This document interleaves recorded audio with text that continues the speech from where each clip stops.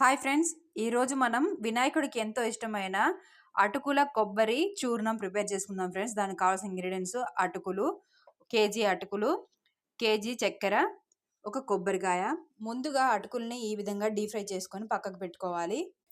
Friends, చిలకడ దుంపలు ఉంటాయి కదా ఫ్రెండ్స్, కందగడ్డ అంటారు. కొన్ని ఊర్లో తెలంగాణలో కందగడ్డ అంటారు, ఏపీలో చిలకడ దుంప అంటారు. ఈ స్వీట్ పొటాటో కూడా ఉడకబెట్టుకొని ఈ అటుకుల చూర్ణంలో కలుపుకోవాలి. ముందుగా ఈ కొబ్బరికాయని మిక్సీ జార్లో వేసుకొని మిక్సీ పట్టుకోవాలి.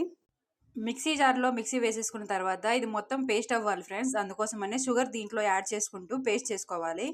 ఈ విధంగా పేస్ట్ చేసుకున్న పేస్ట్ని మనం డీప్ ఫ్రై చేసుకున్న అటుకుల్లో మిక్స్ చేసుకొని పెట్టుకోవాలి ఫ్రెండ్స్. పెట్టుకున్న కొబ్బరిని, షుగర్ని రెండింటిని ఈ అటుకుల్లో బాగా మిక్స్ చేయాలి ఫ్రెండ్స్. చేతితోనే, ముందుగా వాటర్ వేసేయకూడదు, ఎందుకంటే షుగర్ లో వాటర్ ఉంటుంది కదా, మెత్తబడిపోతుంది.